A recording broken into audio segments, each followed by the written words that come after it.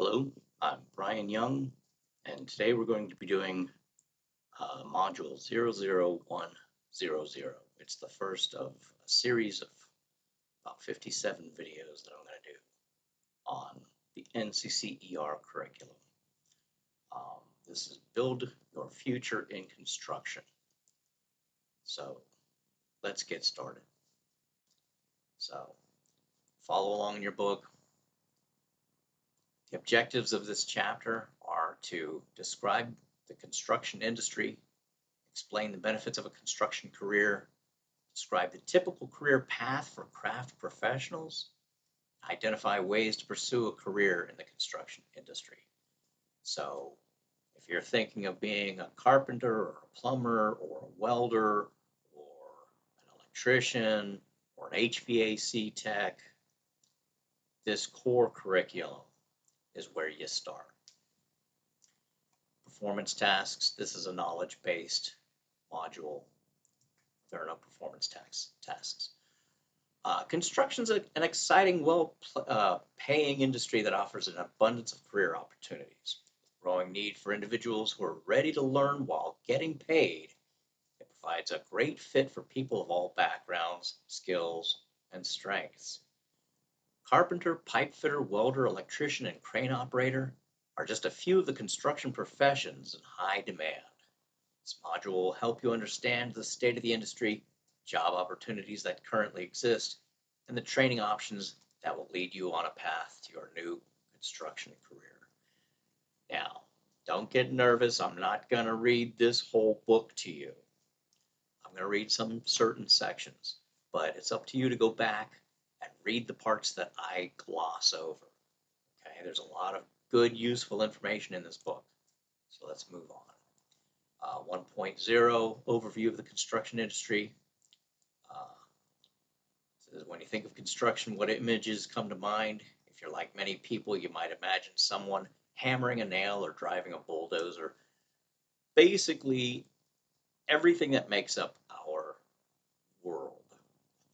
Roads, buildings, hospitals, whatever, automobiles, they're all constructed. If something is made, it's constructed. It says the construction industry employs millions of skilled individuals working in trades that offer rewarding jobs, excellent benefits, and great opportunities to have a positive impact on society and the world.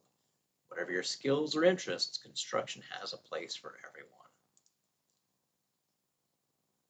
What is construction? Good question. Construction is both an art and a science and involves individuals skilled in particular crafts or trades. And this is, while craft professionals, let's see what they mean by that. Let's click on the hypertext. It says craft professional is a trained and skilled individual who designs and builds things. Craft professionals conform to the technical and ethical standards of their trade. Very good. So those craft professionals must rely on their technical knowledge. They often combine it with creativity and artistic skills. You want to make something that is structurally sound, but at the same time, aesthetically pleasing. If you drive around and look at buildings, if you have any kind of an artistic eye and you see a building made out of glass and steel and you go, wow, that's really cool. That's the aesthetic side of it, okay? So it says, think about the work performed by carpenters, welders, and masons. In most cases, it is critical that the product they build are structurally sound.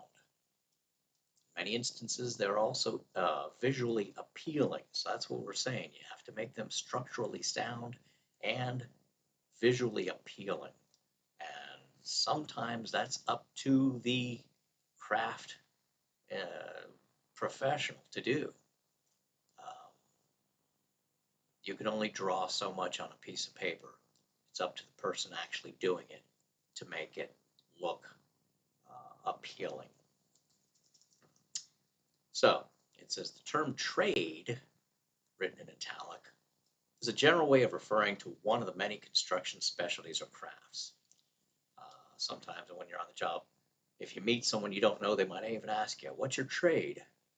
Say, I'm an electrician. Oh, what's your trade? I'm a carpenter. Oh, okay, cool. What's your trade? What do you do? Here's the Golden Gate Bridge, California. I don't. I was going to say it took many years to complete, and I didn't. I don't know how much it cost, but I think it was built back in the 1930s. It's a beautiful, beautiful bridge, and it's still standing today, which is a testament to the craftsmen who put that bridge there, who built it. It says, find a way to follow one's passion in construction is easy. Restoring historic structures like the Statue of Liberty or the United States Capitol is its own exciting specialization of the construction field. Even building a professional football stadium or basketball arena takes hundreds of trade professionals with a wide variety of expertise. Imagine the pride in creating a lasting structure used by thousands of individuals and the opportunity to say you helped build it. I remember when I was a kid, this isn't a lie, we lived in Miami, Florida, and we used to go driving in the car with mom and dad, and dad would point out the skyscrapers. He'd say, yeah, I worked on that building. I worked on this hotel. I worked on that school. And the buildings that he worked on, he took pride in his work, and he'd point it out to us, tell us, I worked on that. Success story. Well, this is a video. It's on the Pearson site. If you buy a Pearson license rather than buying the Pearson book, you can buy the book or you can buy access to the Pearson website. Either way, you get the same content, but on the Pearson website, it's kind of nice. They give you videos. I'm going to keep going here. State of the industry. It says the construction industry is currently thriving. According to the Associated General Contractors of America, the industry builds over $1.3 trillion in structures per year and includes over 700,000 construction companies that employ more than 7 million total employees. So you don't have to memorize those numbers. I'm sure they're not going to be on a test. But they're talking about infrastructure. You see that word infrastructure? It says these are the transportation, water, electrical, and telecommunication systems that allow countries to operate. And again, this is a hyperlink. It says infrastructure, transportation, water, electrical, and telecommunications systems that allow communities and countries to operate. So they are what makes our society a society. It allows us to live in cities. Growing demand for skilled crafts professionals. We right now have a great lack of human resources. We have a lack of bodies on the job. The statistic I heard was in Florida alone, we're 200,000 electricians shy of what we should have. And they're saying that by 2030, we're going to be 500,000 electricians shy.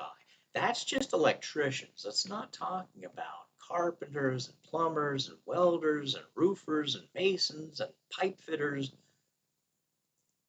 There are reasons for that. One of those reasons are people like me retiring, baby boomers. Here it says, baby boomers, the portion of the U.S. population that's nearing or past retirement age, currently make up a large portion of the construction workforce. This group of highly experienced craft professionals have built their careers for decades and now hold leadership positions. But we're getting out. We're jumping off the ship. We're leaving it to you young men and women out there to carry on. So that's why there is a lack of human resources. That's why we're running out of professionals, because the baby boomers are retiring, and a lot of the young kids coming up, they don't want to do construction work. Here it says, at the same time, fewer young people are entering into the construction industry. Instead, many individuals over the past few decades have opted to earn a degree at a four-year university.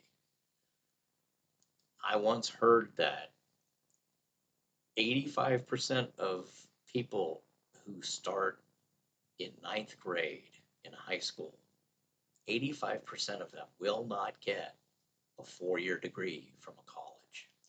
Only 15% of the people entering into ninth grade will get a college degree. So for the other 85%, you need to figure out what you're going to do for a living, a career that you can make a good living without a college degree. And that's what I've chosen to do. I'm an electrician. So it says, according to the website Statista, in 2018, 34% of men and 35% of women in the U.S. had received at least 4 years of college education. In 1968, these numbers were much lower. Only 13% of men and 8% of women had attended a 4-year college. So in just 50 years, college enrollment has nearly tripled.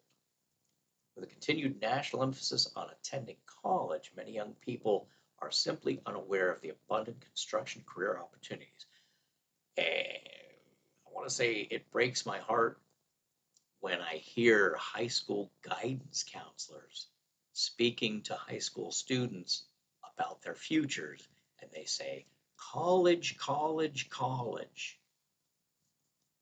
And then they make it sound like if you're a dummy, well, you can be a construction worker. Yeah, if you can't go to college, if you just can't hack it, you could always be an electrician. I want you to know, I've worked with very fine electricians. I've worked with some of the smartest people I've ever met who are construction workers. So if you want to get student loan debts of $100,000 plus to get a 4-year degree and make $30,000 a year when you get out, go for it. If you want to be paid to work and learn at the same, they call it earn while you learn. So you're working during the day and you're going to apprenticeship in the evening, and you don't pay for your apprenticeship, you don't pay for anything. When you get out, you're making $25 an hour. So you do the math, in 4 years, you have no college debt and you're making $70,000 a year. Sounds like a pretty good deal. At least it does to me. So, common construction industry myths. I'm not going to read this word for word. I know I'm dragging my feet. I need to hurry. So I'm just going to go through this and we're just going to talk about some of these myths. Okay. It says people in construction are unskilled. It's not true. I went to a 4-year apprenticeship. Okay. Construction employees make minimum wage. Nope. Right now, I think the starting pay over in the union for electricians is over $15 an hour. That's for someone who's green as grass. You don't know anything about the electrical trade. You walk in off the street and you're making 15. God, I think it's almost $16 an hour, 15.80 or something. And minimum wage is still what, $7.25 or $7.50? Okay. Construction's not for women.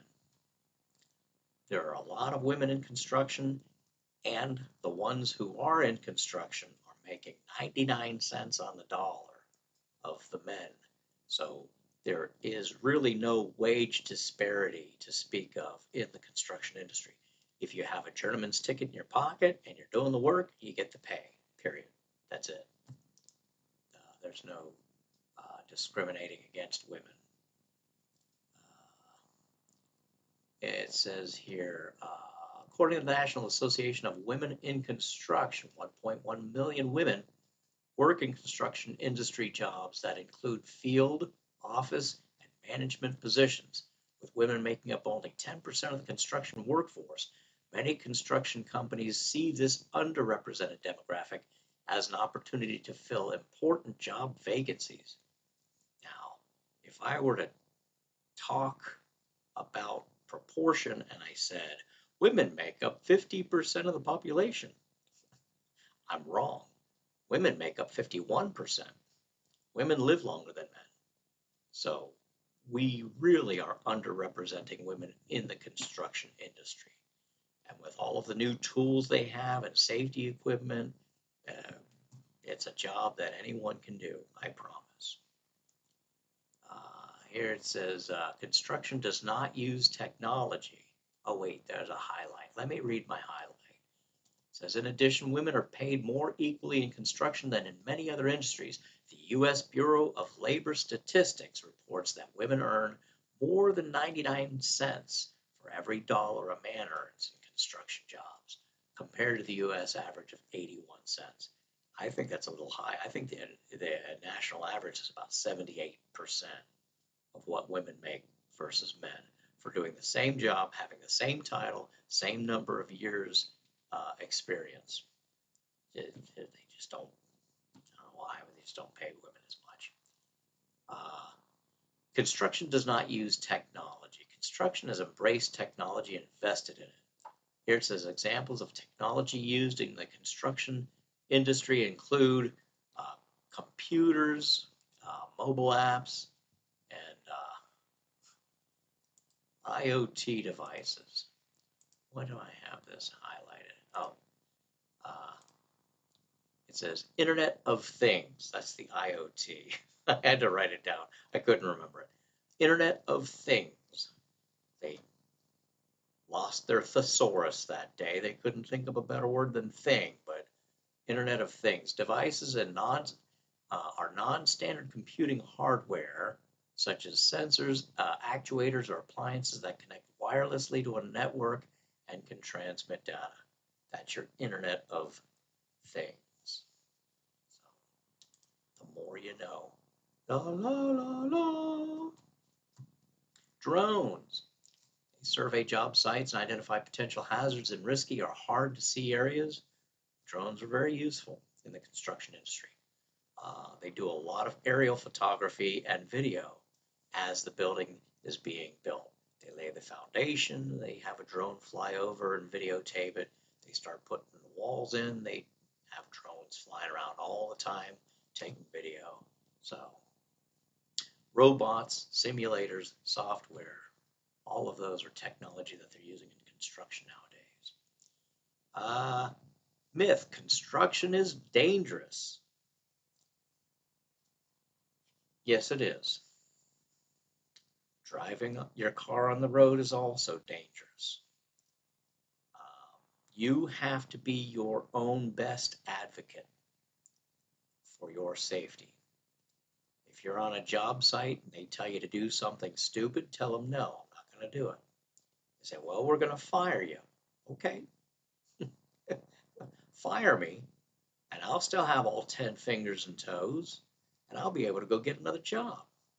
I'm not going to climb up on a 40-foot scaffold with no safety harness and maybe go to the hospital or maybe go in the back of a hearse. You know, you need to stick up for yourself. Don't let anyone talk you into doing anything that is dangerous on the job site. Now they go on to talk about the Occupational Safety and Health Administration, OSHA. Occupational Safety and Health Administration, 1971. Don't ever get the wrong idea about OSHA. OSHA is your friend. OSHA's looking out for you. I've heard people say, "Oh, OSHA's a pain in the rear end." They come out on the job and they stop all the work and they put a lot of demands in place.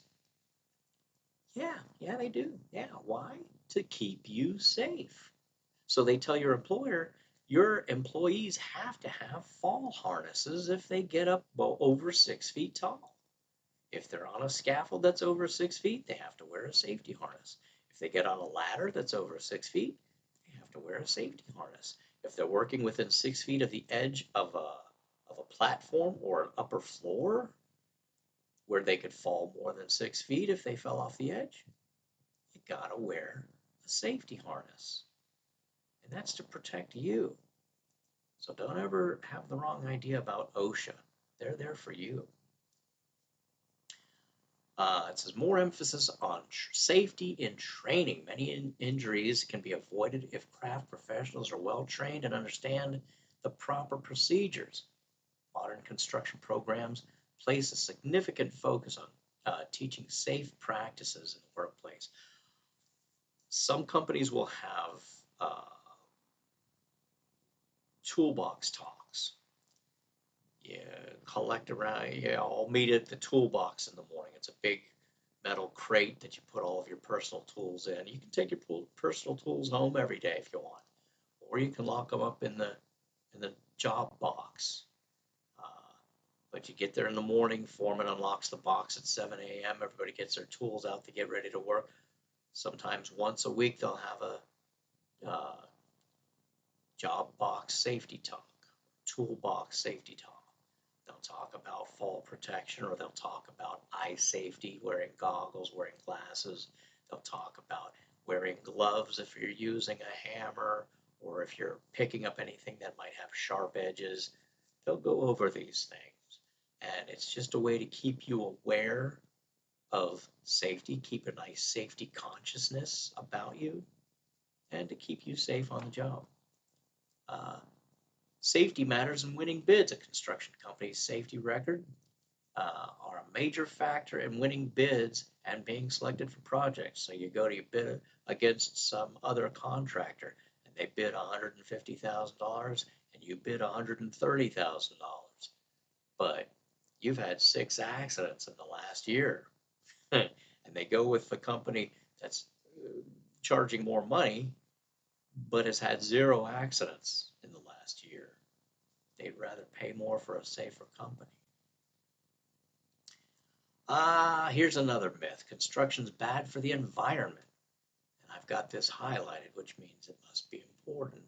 The construction industry is leading the charge on sustainability, the practice of minimizing negative impacts to Earth's climate and natural environment. If I click on sustainability, I think it's just going to tell me the same thing. The practice of minimizing negative impacts on the Earth's climate and natural environment. So we're using renewable sources. A lot of the drill motors have rechargeable batteries, what have you. A lot of companies are going to either natural gas vehicles or electric vehicles. So on the construction site itself, they try to use recycled materials or materials that are manufactured in such a way that they have a less of an impact against the environment. It says today construction companies are attempting to reduce the impacts of the environment by recycling materials, installing renewable energy sources, and using green construction, which involves creating structures that adhere to sustainability principles. Green construction is construction practices that involve the creation of structures that adhere to sustainability principles. This isn't a new concept. 600 years ago, the Native Americans who lived on this land would make houses out of adobe, and they'd make the walls 17 inches thick. Why? Were they afraid that the Huns were going to come and try to break into their houses? No. The 17 inches of adobe was just enough that it would absorb the heat of the sun during the day, and at night when it got cold in the desert, it would radiate that heat into the house and keep the people inside nice and warm. And throughout a 12-hour night, the walls would cool down and they'd become very cold. The next morning when the sun came up and it got very hot in the desert, it was like having air conditioning inside the house. They could maintain like 72 degrees or something inside the house all around the clock. So as the environment is going from hot to cold to hot to cold inside the house, it was very comfortable day and night. And that was just something that they came up with from trial and error. And they found 17 inches was just right. You didn't want it thicker than that. You didn't want it thinner than that. But that's green construction. They didn't need electricity. They didn't need to try to do anything to change their environment. They learned to live with the environment rather than trying to change the environment to suit them. All right, enough of that. there's solar panels at Walt Disney Resort. Let's go on to the next section here. History of construction 1.2.0. Construction had its start thousands of years ago. History is documented through the built environment. Think about the architectural wonders like the Great Pyramid of Giza in Egypt, the Great Wall of China, or Machu Picchu in Peru. It's easy to forget that human beings created these amazing structures. Where did I put my? Here's the Great Wall of China. Construction of the Great Wall of China began around 700 BC. Construction began by necessity. Now okay, all right, I'll do that right now. It says, as steam-powered machinery came about in the 19th century, that's the 1800s. Remember, 19th century is the 1800s. As steam-powered machinery came about in the 19th century, more advanced structures could be built and could be built much faster. So before they had electricity, they had steam. They used to have steam railroads, and they made what was called a steam bucket. It was like a backhoe. It was like a bulldozer, but it operated on steam, just like the trains did. They'd put coal in a burner. They'd heat up water. The water would turn to steam. They'd use that to run that big crane. And it was a steam shovel. That's what I was trying to think of before. I couldn't think of it. A steam shovel. It literally ran on steam. Did you know? All right. Famous construction examples 1.2.1. We've got the Eiffel Tower in Paris, France. The Empire State Building. This guy Eiffel Tower. If you ever looked up the Statue of Liberty and said, where did it come from? It came from France. And the guy who made it was Eiffel. He made the Statue of Liberty and he made the Eiffel Tower. Anyway, made of wrought iron in the late 1800s, it's still the second tallest building in France. The Empire State Building in New York. The Golden Gate Bridge in San Francisco. Oh, there it is. Yeah, 1937. I was saying something about the 1930s. The Hoover Dam, that was an accomplishment. The Hoover Dam on Nevada-Arizona border. Dam built with a workforce that peaked at more than 5,000 people in 1934. Now, I've got the Burj Khalifa in Dubai, United Arab Emirates. I've got that highlighted. Skyscraper completed in 2009. It's still the tallest artificial structure in the world at 2,722 feet. So there's the Burj Khalifa in Dubai, the world's tallest man-made structure. Okay. Important, this is 1.2.2. Important construction innovations and inventions. Personal protective equipment, PPE. This equipment or clothing is designed to prevent or reduce injuries on the job site. Examples include hard hats, safety glasses, face shields, safety toe footwear, gloves, and earplugs. By all means, when you're on a construction site, obtain and use your PPE. It should be provided by your boss, the company you work for. If you go to work on a construction site, they'll give you a hard hat. They'll give you safety glasses. They should give you gloves. They may not, but they should. They should give you gloves. You have to purchase your own steel-toed shoes, but it's worth it. Buy them, they'll protect your feet. So, computer-aided design, CAD. Okay, that's some technology that they use. Building information modeling. This process software reads computer files containing information to get virtual pictures of the construction of a facility before it's even built. Building information modeling objects represents many dimensions of construction such as time, cost, operation, and safety to simulate the construction process and anticipate any issues that may arise. So, virtual reality. Nowadays, they have not contractors, they have engineers, architects and engineers. They'll actually go out to a job site or they'll use this virtual reality to see what the building will look like. And they can look and see any problems that might spring up by wearing that headgear and what have you, and looking around. Let's see here. What else we got? All right, let's move on to the next one. Oh, here's section 1 review. Let's take a look at section 1 review. I don't know if I'm going to give you the answers if I want you to look them up yourself. It says major reason for the projected shortage of trained crafts professionals. Why is there going to be a shortage of trained crafts professionals?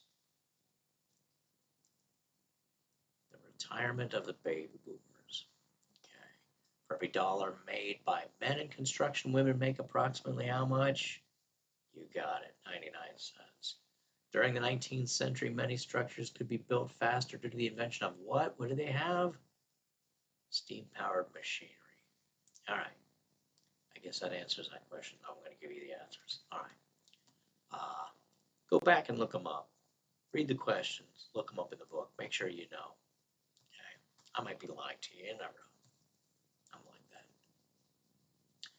Section 2.0, benefits of a career in construction. Well, the first benefit is that green, right? We're all chasing money. So, it says when you choose a career in construction, you're choosing an industry that has a lasting impact on people and communities. At the same time, it provides an opportunity to combine knowledge, skills, and artistic expression. There are limitless opportunities for career mobility and advancement, plus the financial benefits that come from an industry filled with high-paying occupations. With so many specialties from which to choose, the benefits of a career in construction are many. Okay, 2.1, making a difference. Let's take a look here. Oh, I don't have any highlights in there. All right. This is craft professionals who work in construction take pride in being part of something greater than their individual contributions. They understand that it often takes the skill of many individuals working together to achieve great things.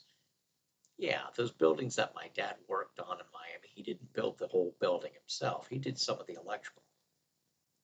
But as part of a group, they all built that building. They all have pride in it. Take pride in what you do for a living. 2.1.1, providing essential services. There you go. When you wake up and flip the light switch on, that switch is connected to wires that ultimately lead to a power plant miles away. That craft professionals built and maintain. I'm laughing because that's true, but the electricity doesn't come all the way from that generating plant to your house. It would take way too long for it to get to your house. And you'll learn that when you get into the electrical part of this. But it says when you turn on the faucet and clean water flows out, that water comes through pipes that are connected to water station miles away that craft professionals built and maintain. The roads you drive on, the buildings in the schools you attend were all built by craft professionals. So here's a highlight. It says examples of essential services include restoring utilities such as water and electricity and rebuilding residential structures that may have been destroyed in a disaster. We are first responders. It says during natural disasters or other catastrophes, craft professionals often act as first responders. I'm going to go ahead and highlight that. First responders. Hurricanes, tornadoes, floods, and earthquakes can create destruction that interrupts many essential services. Restoring those essential services and rebuilding structures in a timely manner are critical to minimizing the impact of these emergencies. So during a natural emergency or during an emergency, craft professionals are considered first responders. How do you like that? Working to help the environment. I don't have any highlights in there. I'm just going to go on. This is one of the sections you can come back and read on your own. I'm not going to read the whole book to you. Just going to go over some of the highlights here. 2.2, construction career benefits and opportunities. Competitive salaries, 2.2.1. Says construction salaries for all of the crafts included in this survey range from $47,000 to $92,000 a year. Salaries shown do not include overtime, bonuses, or other incentives. When these are combined, the overall benefits of construction jobs are even higher.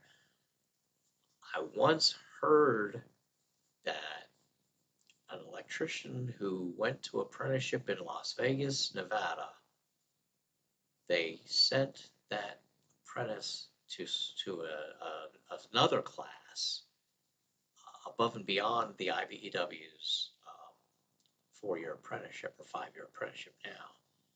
They sent them to learn how to manage $1 million, because they said that if they have a 30-year career in Las Vegas and they retire, they're going to be a millionaire. They're going to have over $1 million. Some of them have over $2 million in their retirement account. So they teach them how to cope with that. You don't want to just spend it all up and then you don't have any money. But that would be nice. All right.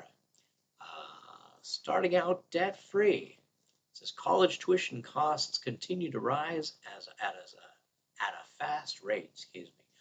While some aspiring craft professionals may choose to obtain a bachelor's degree, particularly if they want to become civil engineers, project managers, or architects, the majority of construction careers do not require a degree. In fact, 7 out of every 10 jobs in the U.S. economy require less than a 4-year degree.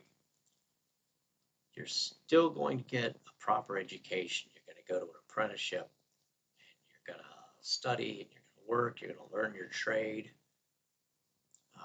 You just won't have that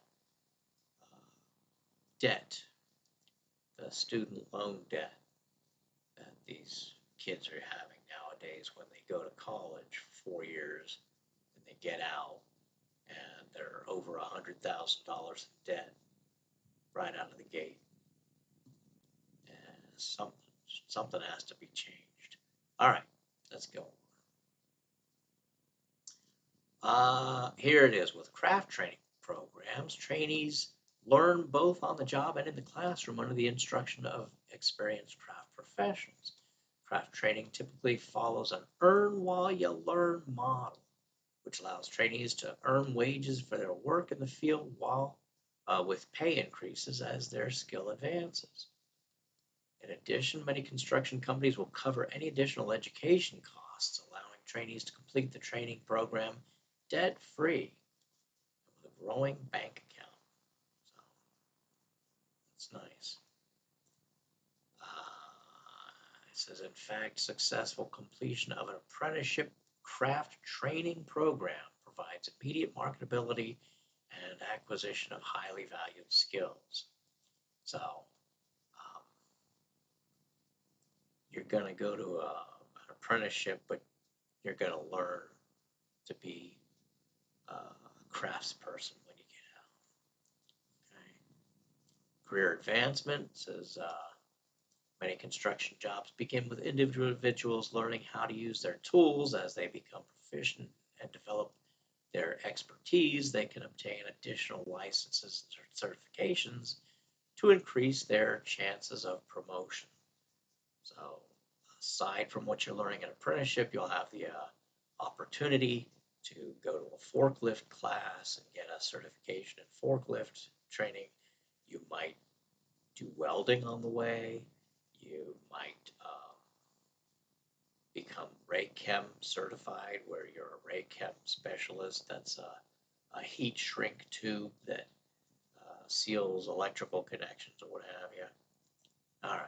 Again, I'm not going to do the success stories. You can go back and read about those. Here's another success story. They got a lot of success stories here. Let's see. Here's Section 2 review. During disasters, craft professionals are considered first responders because they perform work to restore essential services and structures. True. Major benefit of craft training is that what? You have no financial responsibilities until you've no. Yeah, which one is it here? You're able to earn while you learn. There you go. B. One of the reason construction careers provide craft professionals with mobility is which one is it here?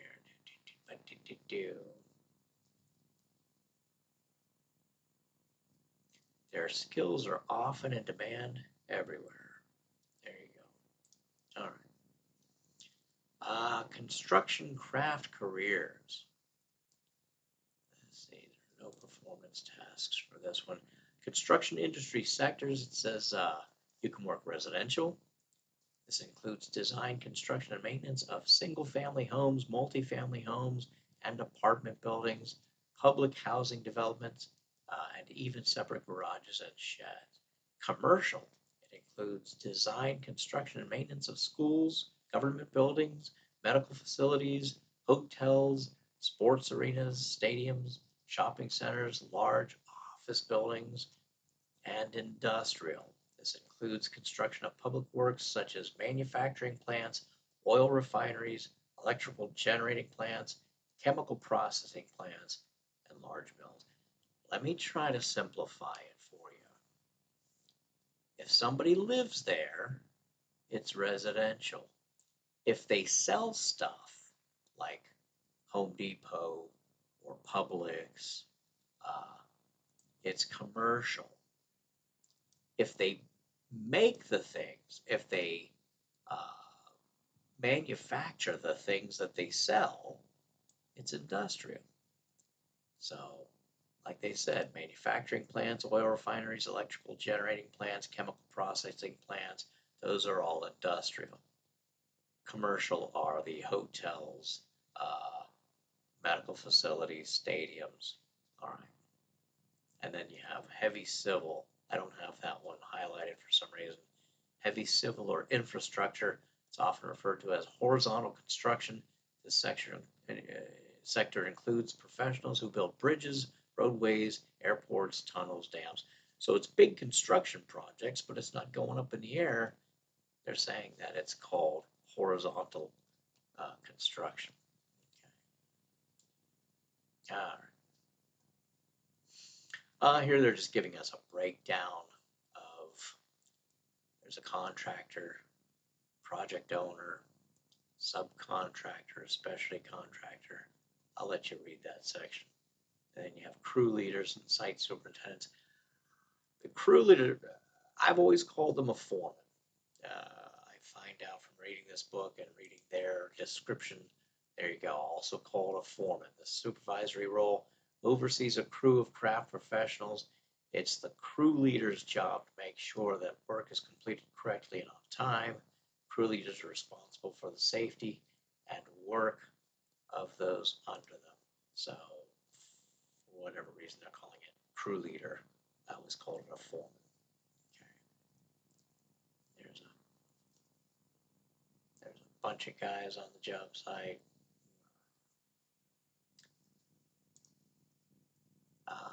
Types of construction careers. One of the biggest benefits of pursuing a construction career is in the variety of available jobs depending on your personal interests, professional goals, and desire to learn. Construction offers great opportunities for practically everyone willing to learn and develop their skills. Here's a highlight. It says, while performing the role of construction project manager or civil engineer requires a college education, most construction careers require only a high school diploma or equivalent to get started. Formal training programs are generally offered through technical schools, community colleges, and construction-oriented training organizations. Many use the NCCER curriculum. Okay. Carpenter. All right, at this point, they start breaking down the different careers.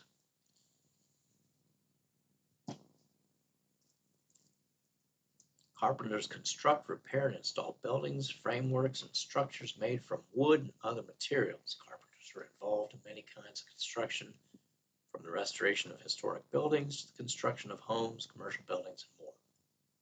I've been on big construction jobs where the carpenters are responsible for building all scaffolds. So if the ironworkers needed a scaffold, the carpenters built it. If the plumbers needed a scaffold, the carpenters built it. If the electricians needed a scaffold, the carpenters built it. Rather than getting tube and I forget what they call them, tube and pin uh, scaffolding, they'd actually build it out of wood, out of lumber.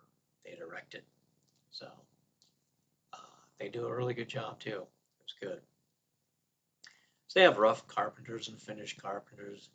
Does the framing work, form work, and other structural jobs. A finished carpenter puts the finishing touches on a structure after they're almost fully built. Most of the visible wood inside homes and buildings is placed there by finished carpenters. So they're very highly detailed, skilled workers, the finished carpenters. Say the average salary for carpenters is approximately $57,000 a year. The top 10% of carpenters earn more than $84,000. Electricians, there we go. Electricians install and maintain the electrical and power systems for homes, businesses, and factories. In large factories, electricians usually do maintenance work that is more complex. These kinds of electricians may repair motors, transformers, generators, and electronic controllers on machine tools and industrial robots. So, the average salary for electrician is approximately $67,000 a year. The top 10% of electricians earn more than $96,000. That's what I was saying before, that if you were in an apprenticeship, when you get out, you don't have student debt and you can get a job making $67,000 a year. Someone who goes to 4 years of college graduates with nearly $100,000 student loans, and they can only expect to make about $35,000 a year. Math just doesn't add up. It's terrible. It says the demand for electricians in the U.S. is expected to grow by almost 10% during the next decade, which equates to almost 80,000 new openings per year over the same time period. That number is way low. I think they need to add another zero on the end of that. We're going to need 800,000 electricians in the next decade, next 10 years. Again, because of the retiring baby boomers, because of young people are really seeking jobs in the construction industry.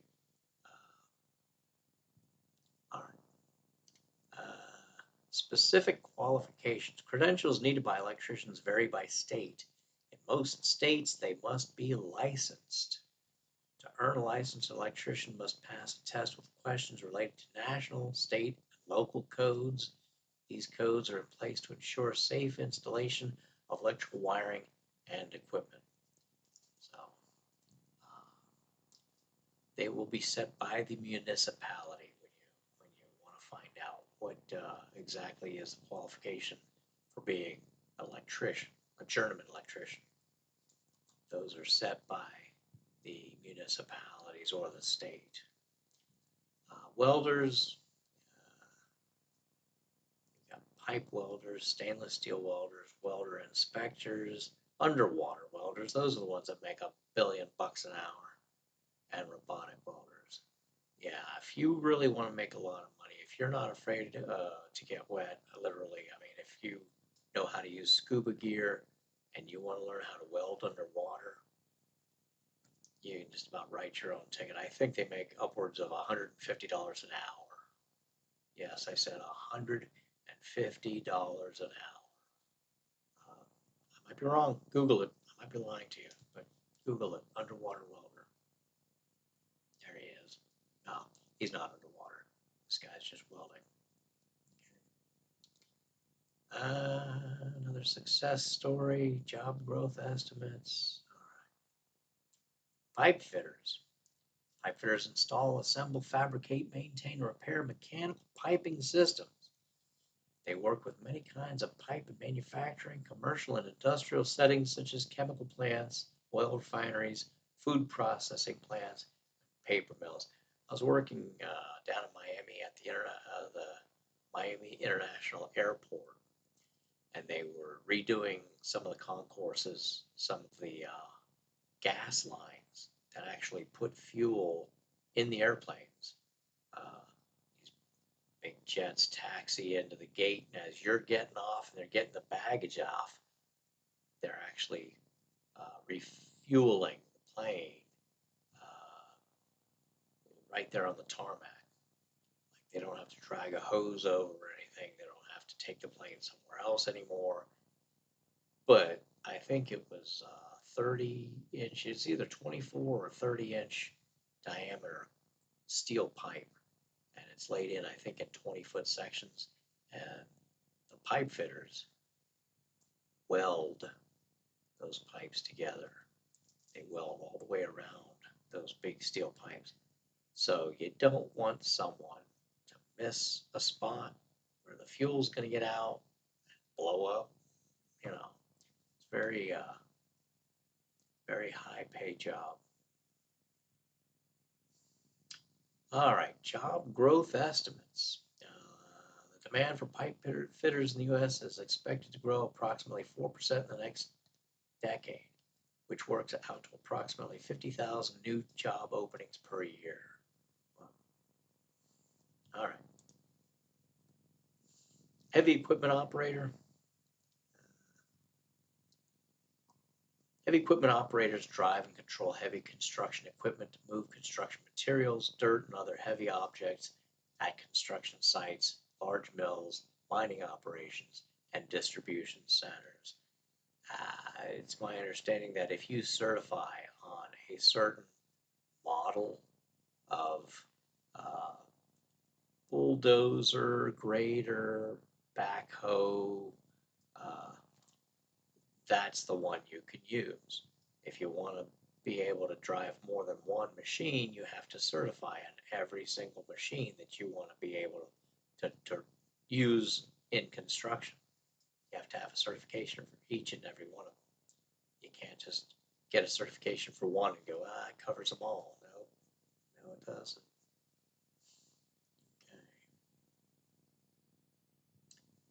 Let's see here, specific qualifications. Several OSHA standards apply to operating different types of heavy equipment. OSHA's 1910.178 I3, I think is what that is. Standard requires operators of powered industrial trucks, that's a forklift, to be licensed and certified. So you have to be certified to drive a forklift.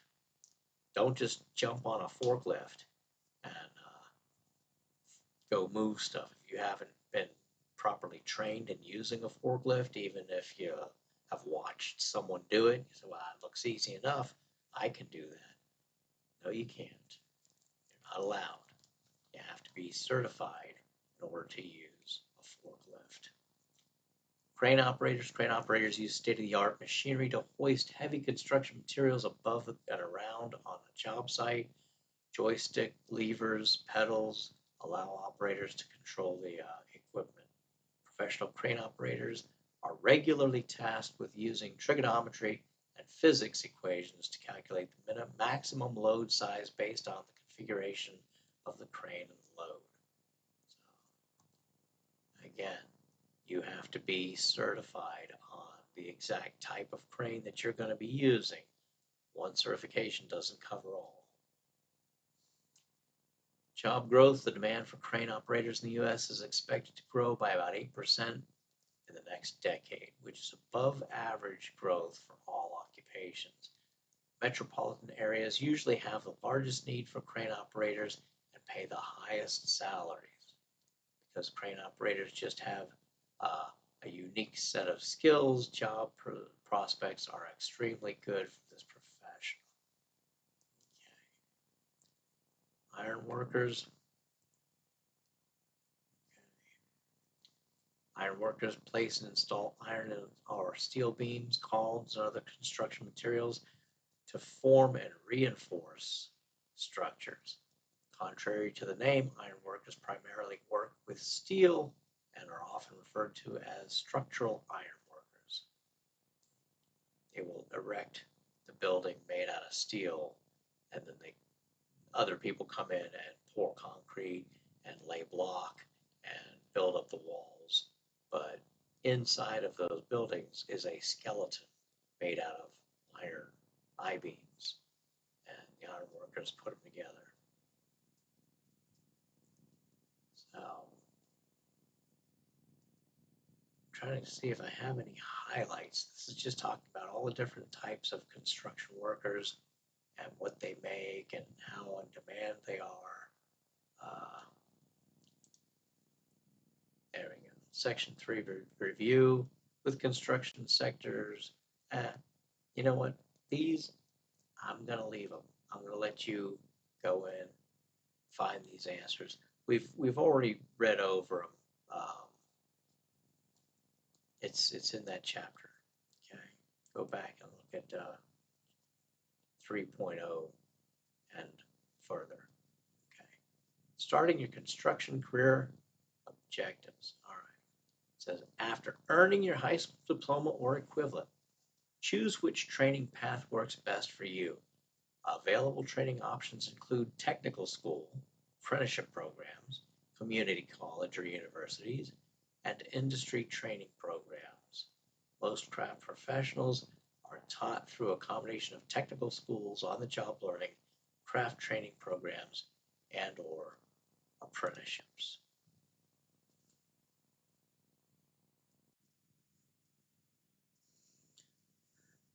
Four point 1.0 Career and Technical Education. It says career and technical education classes are generally offered at high schools and technical education centers.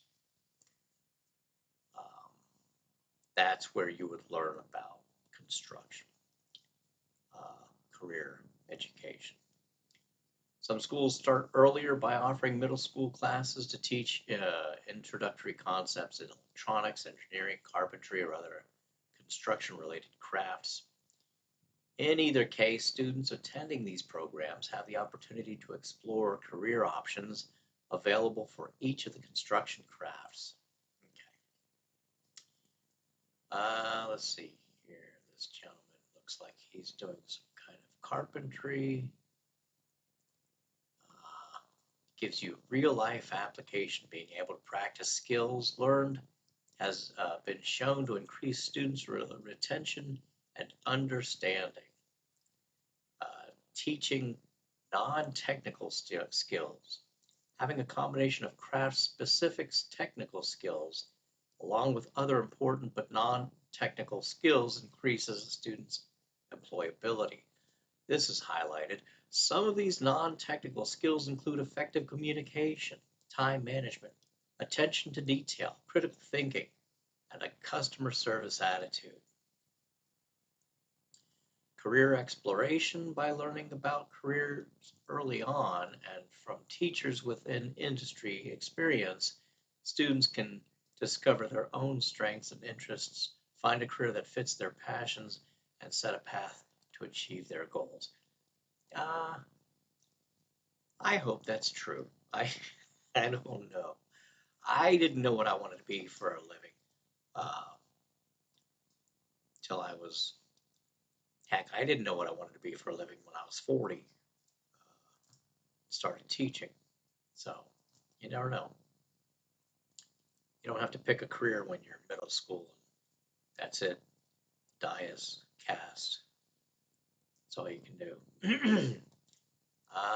After completing CTE classes, that's career and technical education, students generally have the qualifications needed to progress to one of these next steps, either industry apprenticeship, community college, or university degree.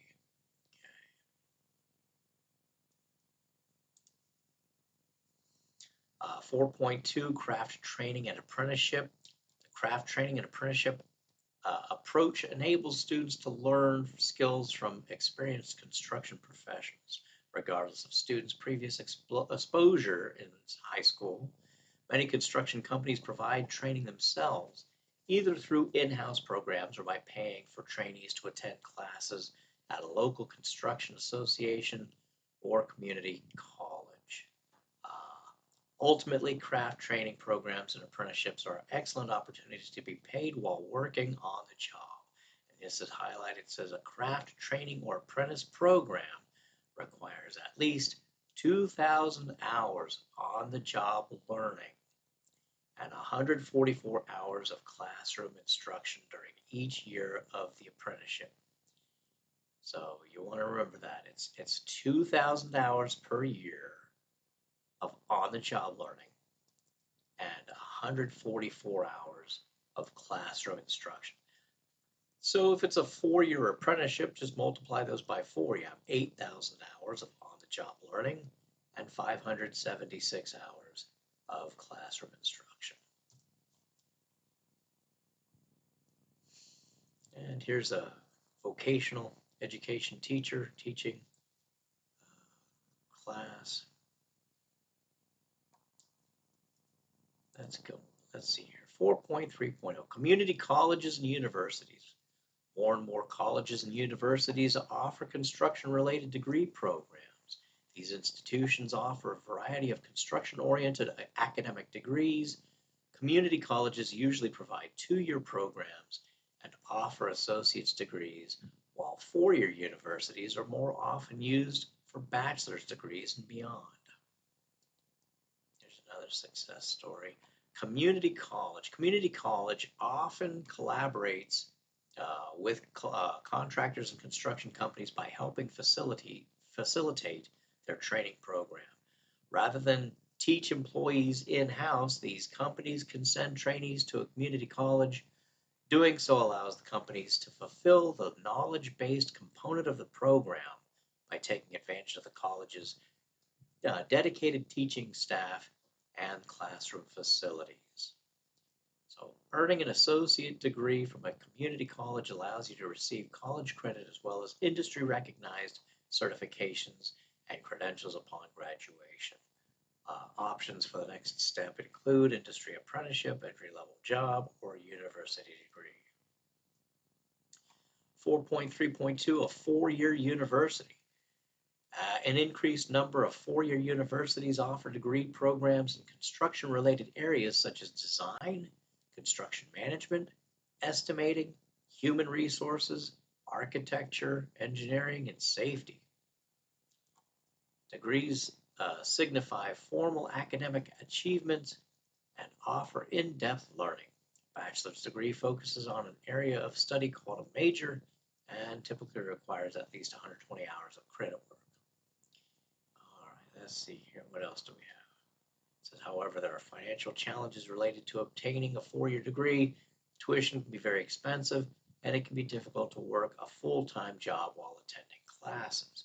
In addition, a college degree is not a guarantee that you will be offered a specific construction job. And unfortunately, unless you have on-the-job construction experience, you may still have to start your career in an entry-level position. Section 4 Review. Career and technical education programs place an emphasis on preparing students for construction careers through hands-on learning. Depending on the particular craft, an apprenticeship or craft training program can generally be completed within 2 to 4 years. And earning a construction degree guarantees you will be offered a construction job upon graduation. False. Okay. Very good. Well, this concludes Module 00100, Introduction, Building Your Future in Construction. So, if you have any questions, talk to your instructors. I hope that you found these videos, this video helpful.